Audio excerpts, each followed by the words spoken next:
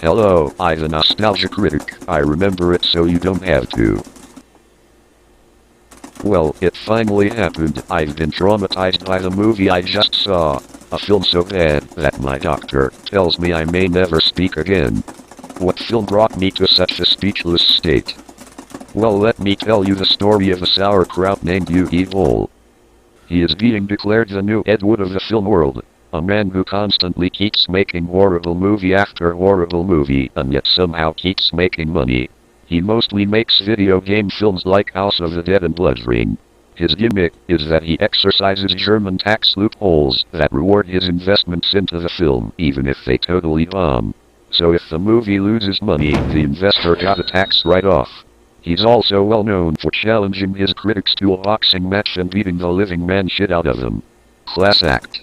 Because of his unfortunate popularity, many of my viewers have been requesting me to review one of his movies. I took a look at one of his more famous films, Alone in the Dark, and am now paying the consequences.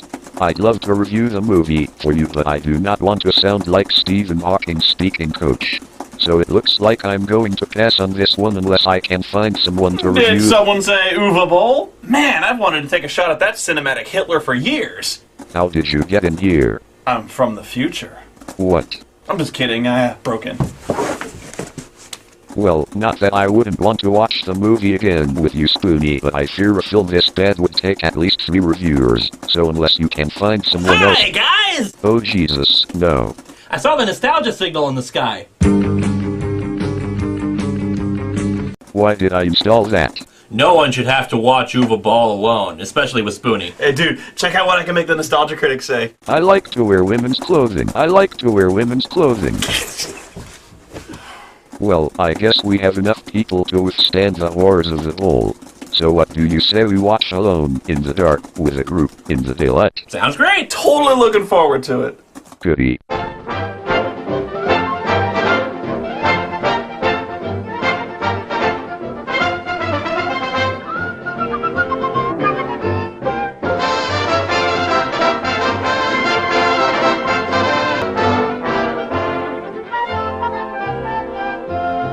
So we start off with an opening text scroll explaining the background of the story. Mine workers discovered the first remnants of a long-lost Native American civilization, the Abkhani. The Abkhani believed there are 2 worlds on this planet, a world of light and a world of darkness. The Abkhani were kind of stupid that way. The Abkhani opened a gate between these worlds. The Abkhani mysteriously vanished from the Earth. They never think to look under the fridge. Only a few artifacts remained, hidden in the world's Good God, how long is this? It's like Alone in the Dark, the audiobook. legends. Bureau 713 began collecting Abkhani artifacts. When the government— God, how much text is in this movie? This isn't a bill for healthcare. Let's get to the friggin' action already. There, he conducted savage experiments on orphaned children. Boring. This is so boring. This is so boring. Get to the show. Survived as sleepers, lost souls awaiting the moment of their calling. Wait, I missed something. Could you start it again? No! We don't need to see any more of that. No! So I guess 22 years before that onslaught of rambling text, there was a sweet, innocent old nun who ran a lovely little orphanage where she sold her children to the most adorable science experiments. Wait, what? The children are my responsibility. We've been through this before. These children have been specially selected. It's not about a few children. It's about the future of our species. Wow, James Lipton has found a way to become even hammier. So one of the kids escapes from the evil experiments and hides in the safest place he can think of, a high-voltage electricity box.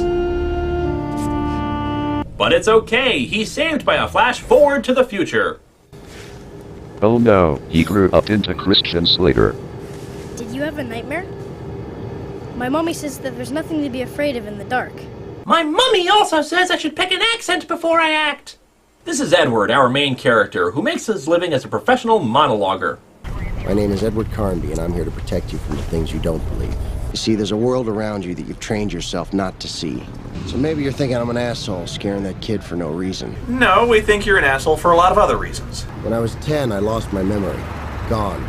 Erased. You don't have to believe me. Why start now? What do you do? I'm a paranormal investigator. I hunt and track down the strange and unusual. I think his performance in The Wizard is an upgrade compared to this. That cab's been following us since we left the airport. You want me to lose him? Wouldn't mind. Shit! Be careful! Jesse Ventura's been known to kill people! So they have themselves a little car chase until the Ventura douche nails them in a corner. Slater tells the cab driver not to move. Stay down! So long, rare white cab driver guy! You know, for protecting us from the things we don't believe in, he really sucks at it. So rather than just attacking the guy, he climbs up a fence, walks over a bridge, and then attacks the guy. I guess he figured he could use the exercise. No, you don't have to beat up the door, pal. You could have just as easily gone through the window you smashed through. And here he's crashing through another window. What is with this guy and his fear of doors? Did a door kill his family?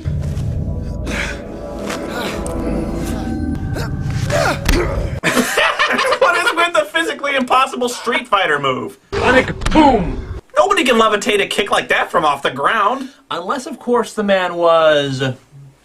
Norris.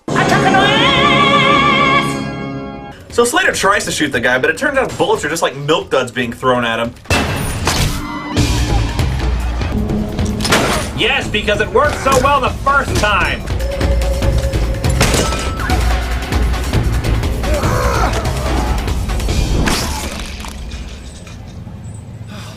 So wait a minute, knocking him senseless does nothing, shooting him does nothing, but falling on a sharp pointy stick that just happens to be laying around on the ground is what kills him. That just makes no sense! Unless, of course, that man was... Chuck Norris! No, not even makes him. no sense. So we cut to a scientist named Aileen, played by Tara Reid. How do we know she's a scientist? Well, because she has glasses, of course. And as we all know, any woman who has glasses is either a scientist or an adventurous librarian. As if wearing glasses makes you look any smarter. I need glasses. It's probably for the big Alkani show. Upcani? What the hell's Upcani? It's an ancient Native American civilization. Okay, yeah, don't you know, like, everyone knows about the Upcani tribe. It was all over MTV News last week. For sure. So we see Slater trying to walk away from the plot when he has a sudden suspicion like he's being followed. And, he's not. Huh. You know, from the way they were shooting, I could have sworn he was being followed. Nope, he's just walking home with no conflicting obstacles whatsoever. Huh. Kind of pointless, really. Yeah. So it turns out, a paranormal agent makes pretty good money, as he lives in what looks like a mix between a garage and a furniture showroom. So he looks at his archaeological decoder ring to see if he can find any clues as to what it translates out to. Son of a bitch. We then cut to a ship in the middle of the sea where Professor Lionel Hudgens and Gordon Fisherman here make an incredible discovery. A box made out of 100% pure gold. Whatever's inside must be worth a fortune. Oh, you have no idea. But faster than you can say, hands off me booty, the sailors lock the professor in another room and try to steal the box away, opening it up and releasing a horrible creature. Oh no, my acting is going Shatner. For some reason, everyone decides to just walk off the movie. I mean, geez, I knew Uwe Ball was a horrible director, but to have all the actors just walk off the movie at the same time, that's pretty bad. So the professor opens up the door that was just locked a second ago to find that the entire crew has been murdered. This gets the attention of the Agency of Paranormal Investigations, Bureau 713, filled with the most attractive people that GQ can afford. There's no malfunction, sir. Jesus Christ. Hey look, it's that guy who consistently almost has a career. Steven Dorff? Yes. So Slater makes his way back to his old orphanage in the hopes of figuring out the secrets to his past and the fact that some of his old friends are disappearing. It's happening again. I need your help. I want to find the others. I'll get their files. Come on. So let's go back the way we just came. Blocking at its best, folks. I was recruited into Bureau 713. What, now we're when I was back 20. here?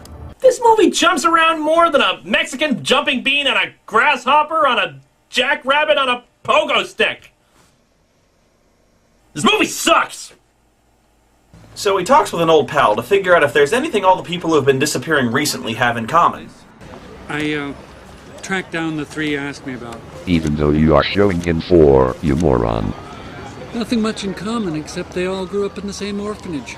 Oh, is that all? Just the same orphanage? That's like saying, oh, they have nothing in common except for, like, that one huge thing they have in common. So because this movie can't sit still for 2 seconds, he goes to yet another location, the museum where that archaeological hottie works. Edward! God, I missed you. I thought you were dead, you asshole. We loves Edward, we loves him so much. Oh, we hates Edward, we hates him with all our... No, seriously, Critic, it just doesn't work unless you actually have the Gollum voice. My precious. No, honey, it's okay, just call it off. So Aline analyzes the artifact and comes up with some baffling conclusions. The thing is, they're all from different locations. Venezuela, Newfoundland, Alaska, and now this one's from Chile. Burying them at the ends of the earth. Yeah, but why? If you want someone to build a puzzle, why would you hide the pieces so far apart? Because it's a puzzle, you dummy! It's supposed to be hard to solve! Things look bad when suddenly the lights in the museum start flickering on and off, and it probably doesn't help that the security guard has just 2 days left before retirement. Yeah, flickering lights. Uwe Boll is actually trying to scare us with flickering lights. All it's missing is a guy on a microphone trying to make scary sound effects. Look out for the flickering lights! Oh, there may be a ghost somewhere!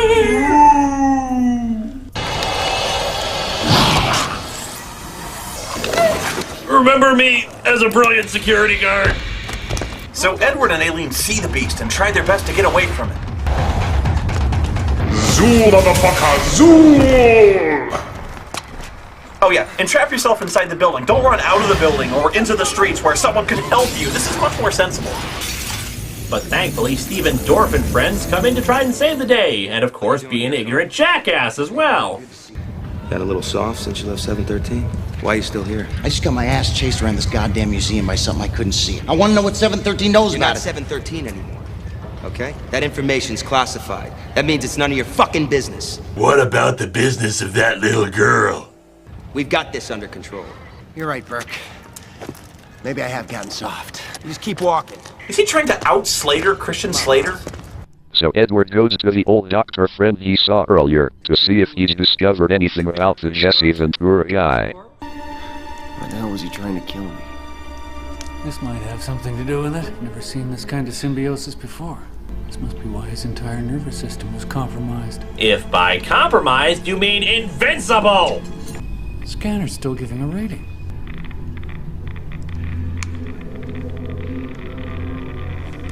What?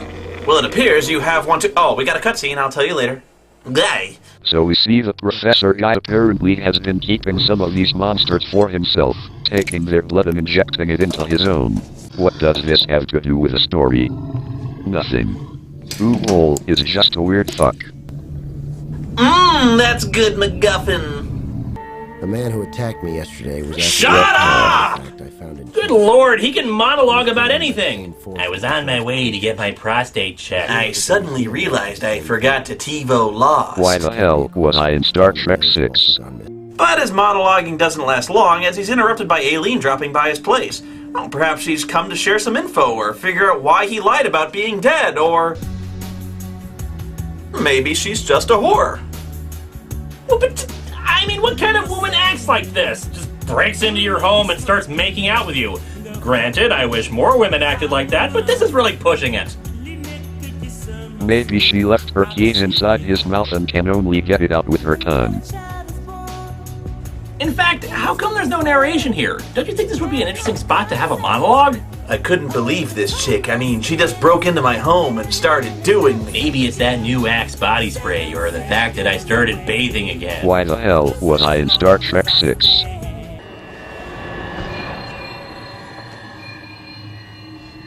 Seems all the pieces fit together. Oh, is that what you call what we just did? I mean, I slapped you after we hugged. You don't even want to know what I'm going to do after we had sex. Cha. Cha. Cha. Uh-oh, Uwe Boll's turning the light switch on and off again, which must mean there's danger nearby.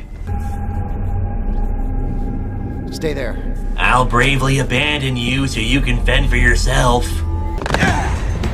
So they're approached by more people with compromised nervous systems, but luckily their magic glowing bullets hurt them now. Zoo-ah, motherfucker! Zoo-ah, you a-hole! How many more are there? Oh great, the whole fight scene is shot in the dark so you can't see the action.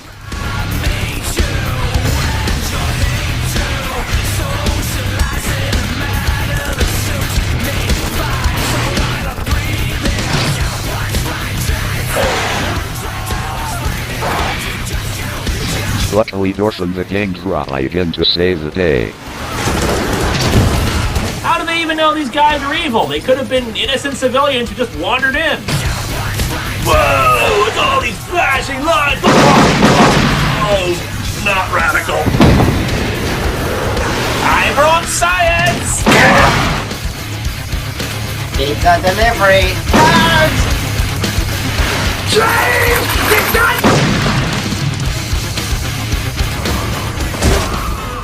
Hey, Bert! What? He didn't even hit her! I mean, look at it! It goes right above her head! Was the shock that somebody was trying to kill her just too much for her to handle? Actually think about it, that gunshot was computer generated, so the director actually had to say in post-production make sure that shot doesn't hit her. What a cocksucking douchebag. It's like he's taunting us with how bad he is. Like he can post anything he wants and yet somehow he'll still stay rich. Only in America. And yet ironically, with a German. What the hell's going on here? I got a feeling this is just the beginning. How long is this movie? This movie has a talent for somehow having too much plot and yet no plot at all. That's funny, man.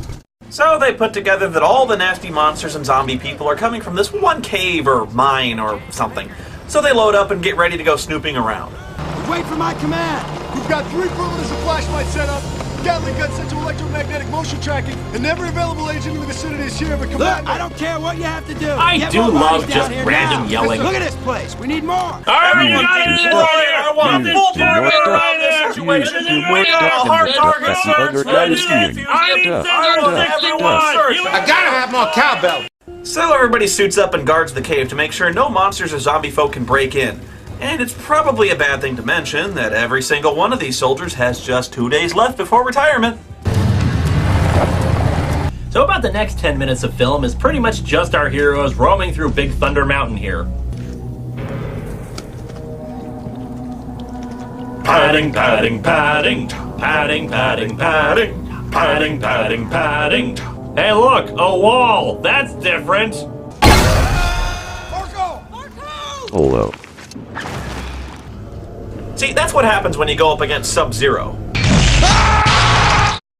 So as you'd imagine, a bunch more of those HR Geiger droppings attack the soldiers. But that doesn't stop our heroes from still snooping around. I don't think we're supposed to be here. You're an idiot. What? John, lay down, lay down. Relax, everything's gonna be fine. Well, she's a goner. Shoot it? Shoot it? Try shooting it, guys! And yeah, she's dead now. Thanks a lot, Bureau 713's finest. You guys, check this out. It's a warning. It says once you make it down here alive, you're already dead. But if you come down here dead, you'll become alive. Yeah, but if you're half dead and half alive, then you might have a better chance of getting fixed. But then again, Of if course, you're there half are dead or half black alive lanterns, like zombies you like put that. out maybe special there's a rate chance for around the the mumbo if you jumbo were to man hang out to hard, find you back but if and you were to see the recharge mark the right Spock, after by you the way, get it's down to the pissed and Genesis you planet and throw some Spock to gets the- up. Come on, let's move. Hey, wait a minute, she tilted her head up. Play that again. Oh! What is with that? How do you get away with that? I guess Steven Dorff was right. She really would be okay. Nobody associated with this movie is okay. So the GI schmoes work their way into a dark laboratory where they make an astonishing discovery. 713. He implanted us with those things. We've been trying to stop something. They created the whole time. My guys are dying out there for nothing. For fucking nothing! God damn it! Oh, you do that thing. I'm acting. I like to wear women's clothing. I like to wear...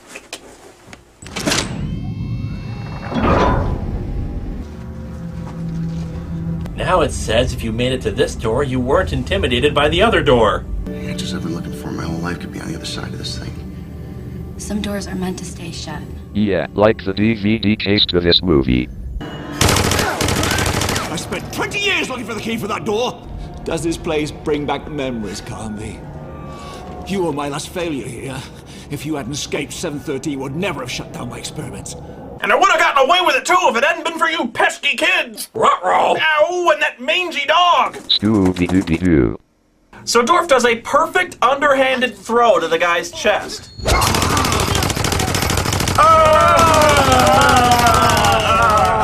So then they open the door and find that all sorts of monsters are there ready to meet the world. They decide the only logical thing to do is what all people with explosives do. Explode things. So Dorff sacrifices himself, don't ask, he just does, as Edward and Aileen get out through a back way that leads, coincidentally, back to the orphanage. Wait a minute, it was night a second ago, now it's day. That makes no sense. What do you know? Haven't you heard of suspension of disbelief? So now with the monsters blown up, everything is fine, right? No! For it turns out some other group of monsters that was never explained or shown to us attacked the city while they were fighting in the cave, resulting in a complete evacuation of the entire city, all in one night! Wow! That's a lot to buy, movie! That is a lot to buy! One night. They evacuated the city in one night. Holy fuckballs, is this stupid? And you know what makes it really tragic is that everyone in the city had just 2 days left till retirement. Shut up. And on top of that, didn't those monsters just do a dandy cleanup job? I mean, wow, there's not a speck of debris or a drop of blood on the ground. These are the cleanest of Hell's demonic minions ever.